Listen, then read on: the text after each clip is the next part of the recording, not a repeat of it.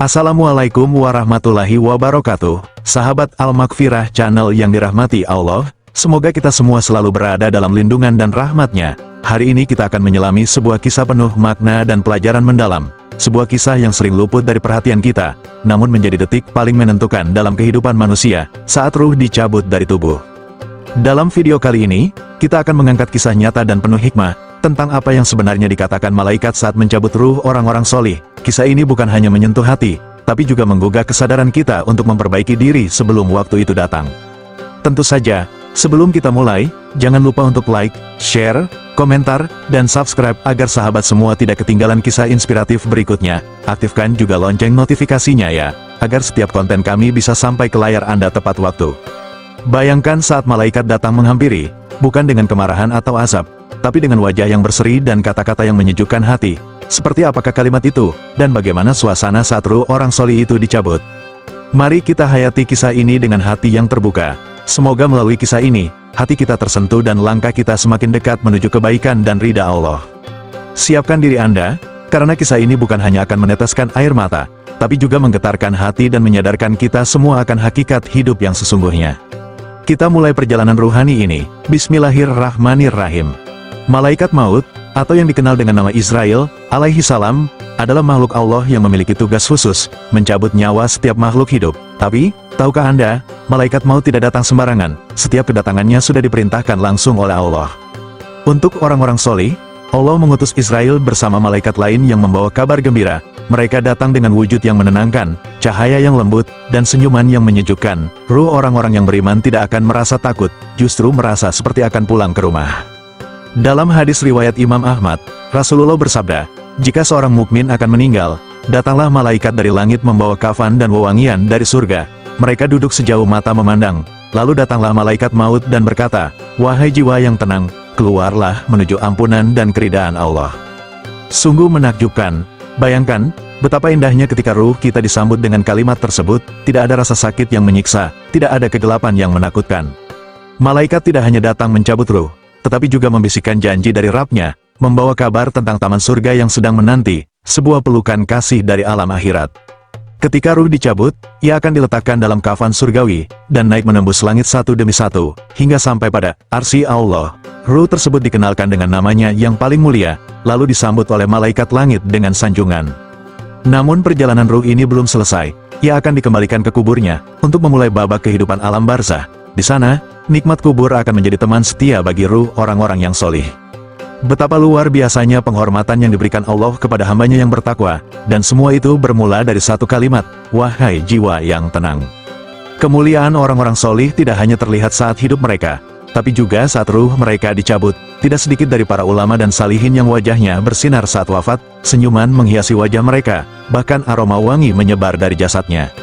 Imam Al-Ghazali wafat dalam keadaan memegang kain kafannya sendiri. Ia menyambut kematian dengan tenang, membaca Al-Quran, lalu bersandar dan mengembuskan nafas terakhir. Para muridnya mencium bau kasturi yang menyebar dari tubuh beliau. Kisah lain datang dari seorang sahabat Rasulullah, Utsman bin Affan radhiyallahu anhu. Saat dibunuh, beliau tengah membaca Al-Quran, darahnya menetes di atas ayat tentang sabar dan ridha kepada Allah. Sungguh, akhir yang mulia. Malaikat yang datang mencabut ruh orang-orang seperti ini bukan dalam bentuk menakutkan, tapi justru menyejukkan. Bahkan, mereka datang membawa doa-doa dari para malaikat langit, menyambut ruh seperti tamu agung. Allah menggambarkan dalam Quran surat Al-Fajr, wahai jiwa yang tenang, kembalilah kepada Tuhanmu dengan hati yang ridha dan diridai, maka masuklah ke dalam golongan hamba-hambaku, dan masuklah ke dalam surgaku. Ayat ini bukan sekadar rangkaian kata, tapi janji yang akan ditepati Allah bagi hamba-hambanya yang menjaga keikhlasan dan keimanan sepanjang hidupnya. Bayangkan jika nama kita disebut oleh malaikat, lalu langit terbuka untuk menyambut kita, itulah kemuliaan akhir yang hakiki.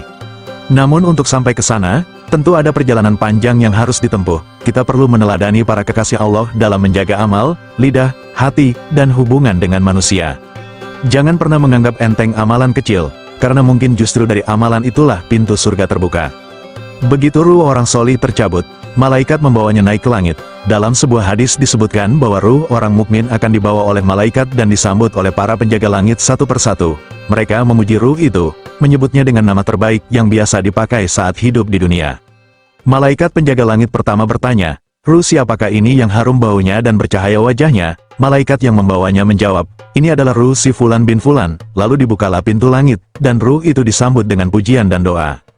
Perjalanan ruh ini terus berlanjut melewati langit demi langit, hingga akhirnya sampai ke arsy Allah. Di sanalah ruh itu menerima kehormatan terakhir sebelum dikembalikan ke bumi untuk menanti hari kebangkitan. Berbeda dengan ruh orang kafir atau munafik yang ditolak di setiap langit, ruh orang beriman diterima dengan penuh kemuliaan. Bau harum dari tubuh mereka menjadi saksi atas amal soleh yang dilakukan di dunia.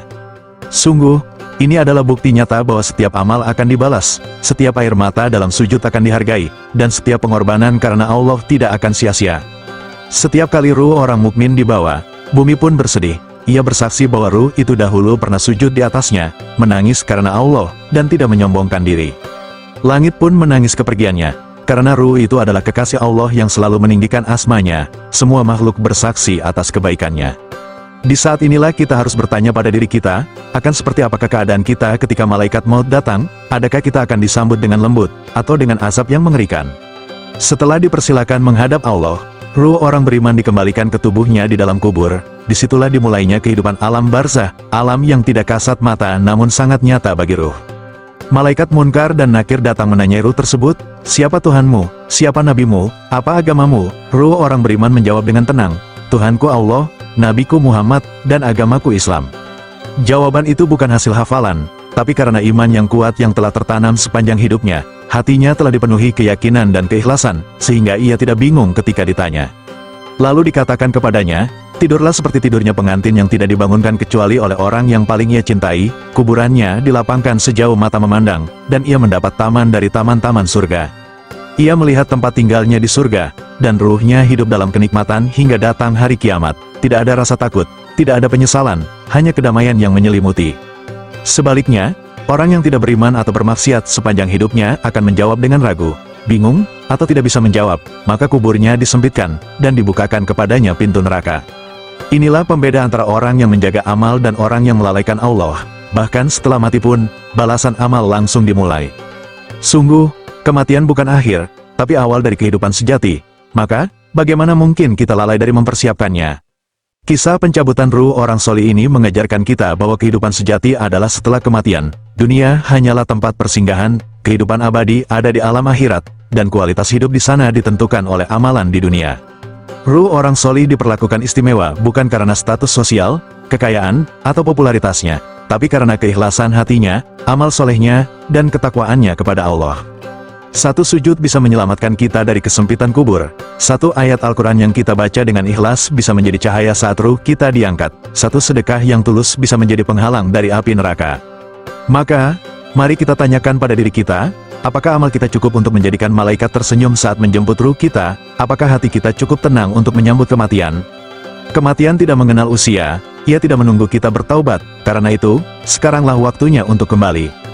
Jangan tunda untuk memperbaiki salat, membersihkan hati dari iri, dengki, dan sombong. Jangan tunda untuk meminta maaf dan memperbanyak zikir. Karena kelak, hanya amal yang menemani kita. Bukan keluarga, bukan teman, bukan harta, hanya amal, doa anak solih, dan sedekah jariah yang akan menjadi pelindung. Sahabat Al-Maghfirah Channel yang dirahmati Allah, sungguh, tidak ada yang lebih indah dalam hidup ini selain kembali kepada Allah dengan keadaan husnul khatimah. Semoga kita semua termasuk orang-orang yang disebut malaikat dengan lembut. Wahai jiwa yang tenang, kembalilah kepada Tuhanmu. Marilah kita memperbanyak amal soleh, menjaga lisan dan hati, serta terus memohon kepada Allah agar menjadikan kematian kita sebagai permulaan dari kehidupan yang lebih mulia. Jangan lupa untuk like, share, dan subscribe Al-Maghfirah Channel. Tinggalkan komentar terbaik Anda dan bagikan video ini agar semakin banyak saudara kita yang tersentuh dan terinspirasi untuk kembali kepada Allah. Semoga kisah ini menjadi pengingat bagi kita semua. Wassalamualaikum warahmatullahi wabarakatuh.